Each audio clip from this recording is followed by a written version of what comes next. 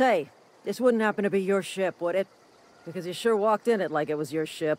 And if this ship is yours, well, mister, you owe Spacer's Choice a hefty fine. Afraid we gotta dock your pay.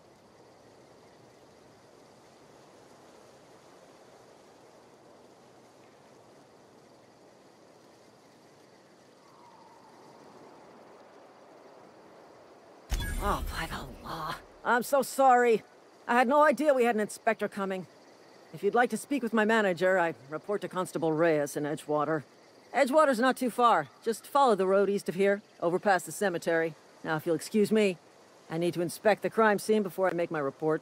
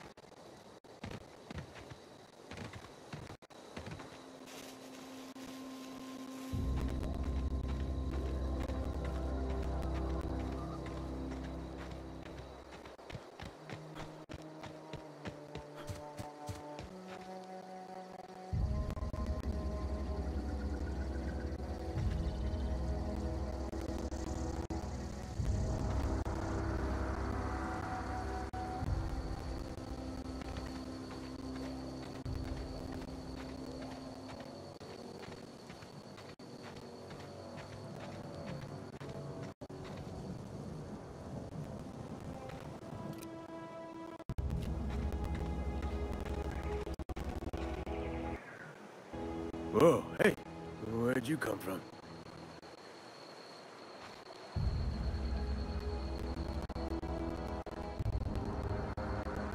Don't go ambling out in those hills. That's marauder territory, friend.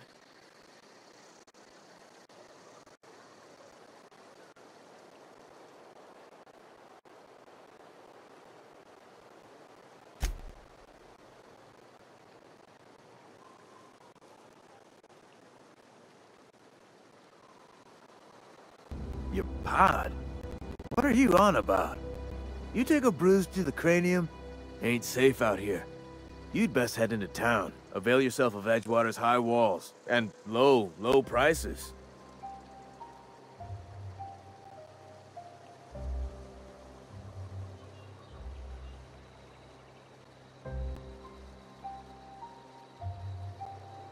Pleased to make your acquaintanceship.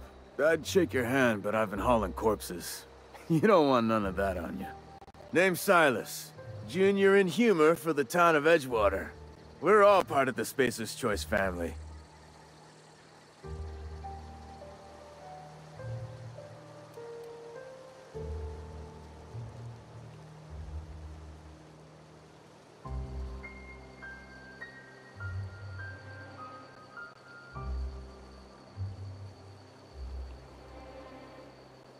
Definitely not the junior in humor, that's for sure. If you've got business inquiries, you should stop by Reed Thompson's office. He's up in the tower above the cannery. Head into town, follow the road. Look, you obviously ain't a worker. What's your racket? You a smuggler? Freelancer?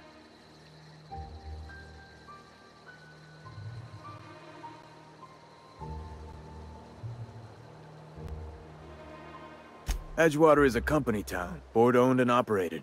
That includes the cemetery. None of us own our grave sites, we rent them from the company. Renting means money. Money means paperwork. Paperwork means signatures. Some of our families become a mite delinquent in paying their dues, you see?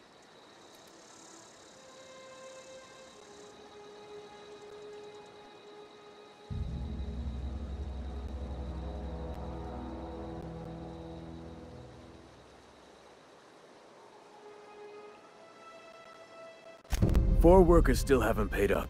Phyllis, Conrad, Ludwig, and Martin Abernathy. He's a special case. You may want to twist his arm a little. He just is. Look, I don't want to get into it. Just make sure he pays up.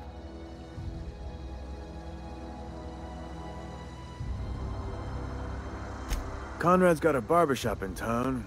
Phyllis works at the cannery most hours. Abernathy... I ain't seen him in a few days. His domicile is near the cannery. You'll find him in town. All except Ludwig, that is. He's over by the landing pad.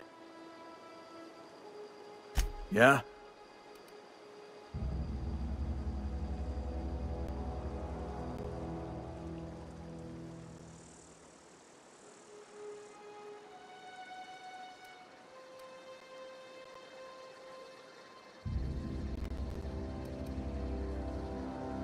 Former people, yeah. Marauders been raiding my graves, you see. Hence the armed guards.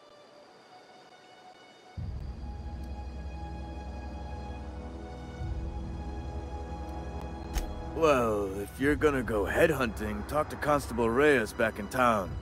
She pays for marauders by the finger. Oh no. They are after the most precious loot of all. Spacer's Choice Company property. If those marauders swipe any more bodies out of my cemetery, company's gonna duck my pay.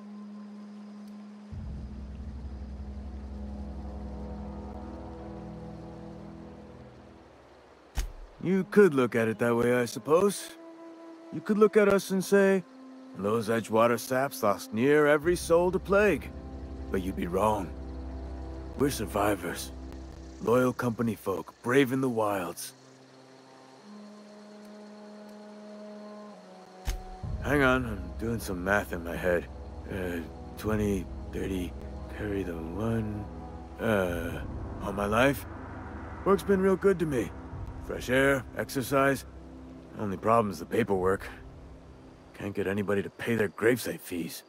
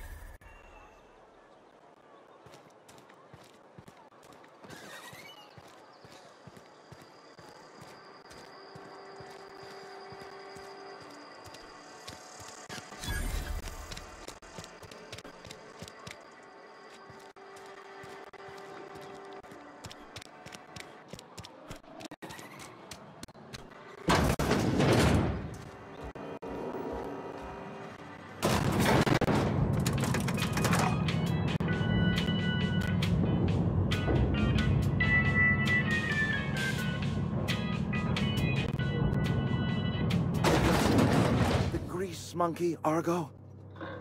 I'm sorry, Mr. Thompson, sir. You asked why it's taking so long to fix. The answer's technical.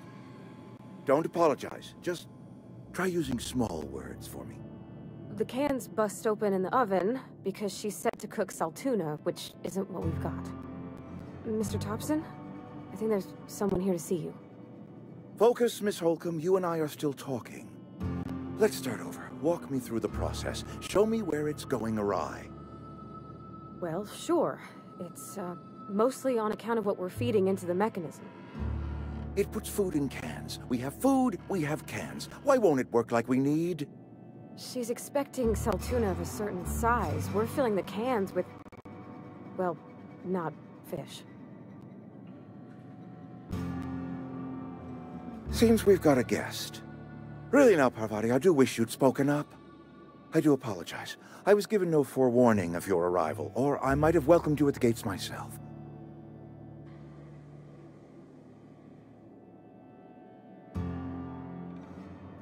I'm Reed Thompson. Outpost Administrator. I cannot help but notice you are not in uniform.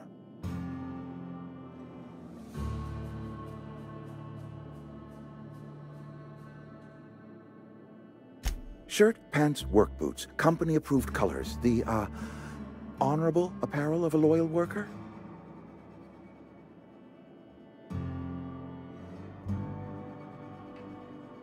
Only regulator we got is hooked up to the town transformer. Mr. Thompson ain't liable to be keen on dismantling it.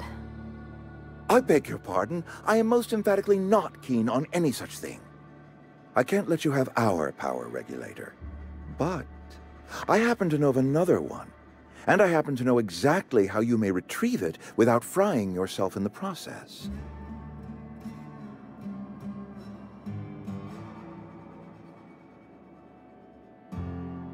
My proposition benefits the both of us. Please, hear me out. There's a power regulator in the old botanical lab. It's mostly abandoned, so all that power is being squandered. Go down to the geothermal plant. Reroute power from the botanical district over to us. Once their power's shut down, you can have their regulator and be along on your way.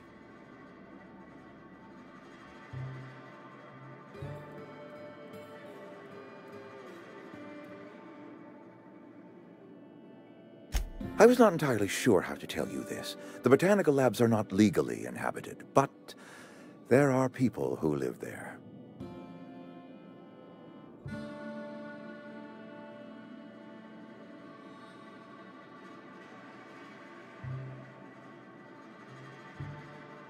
I am not trying to pull one over on you, friend.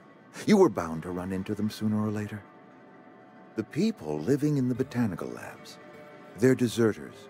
Former workers. I need them back at their posts. I need them to come home.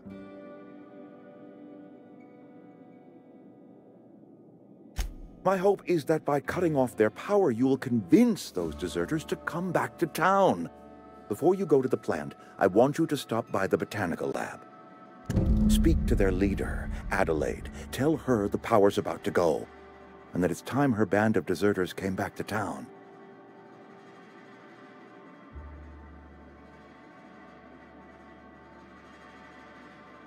Adelaide's older than the other deserters. She's dignified, kindly. From what I understand, her camp looks to her for leadership.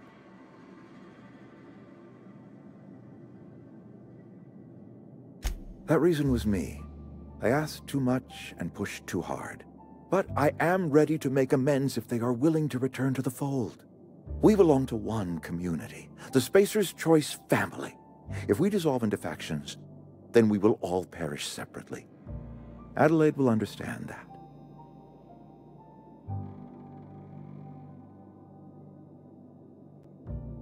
My dad told me all about the plant. Taught me all he knew. I could come in useful. I mean, if that's all right with you, Mr. Thompson. Sir. I hesitate to part ways with Miss Holcomb, but I cannot deny that she is talented, and may prove useful to you. You will need an administrative passcode in order to enter the plant. I am trusting you with mine, and trusting Miss Holcomb to guide you if you'd like.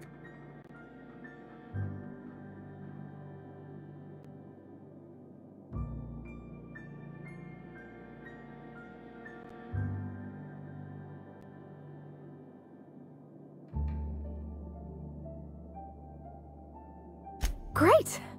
I got my wrenches and diagnosticators and hairpins and engine tape, so I'm all set. Well, I am glad to hear that. Best of luck to you, and thank you again for your help.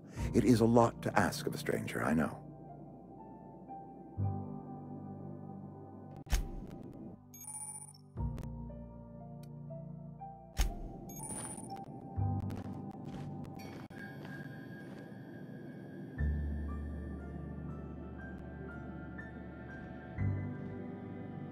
We better clear out of Mr. Thompson's office before we talk.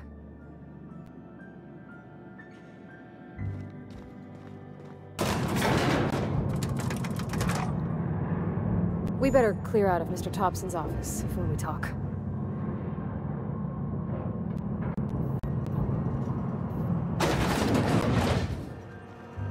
Hey, mister, can we talk? Sorry. Can we chat? Sorry. You just want to get out of here. And you likely don't want to tag along like me. It's just, Mr. Thompson has his own view on matters, on account of it's his job and what all, but that's not the only side of the tale.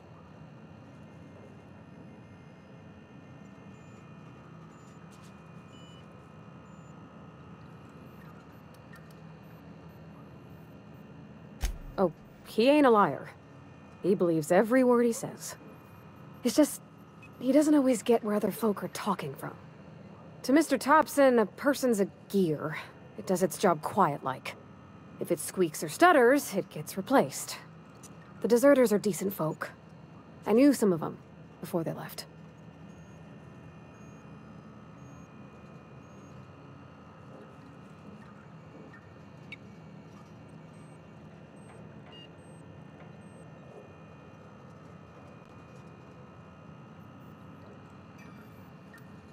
Life's hard here.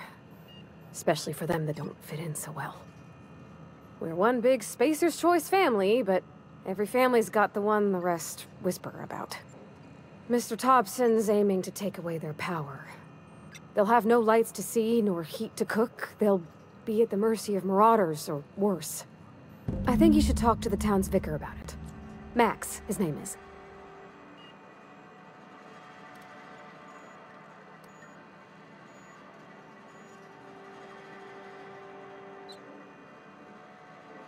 About if what Mr. Thompson proposes to do is upright.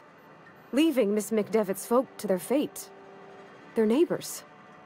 Kin. And maybe he can think of something else to try. Something we ain't. He used to go walking outside town. Maybe he found something that'll help. It's just an idea. That's all.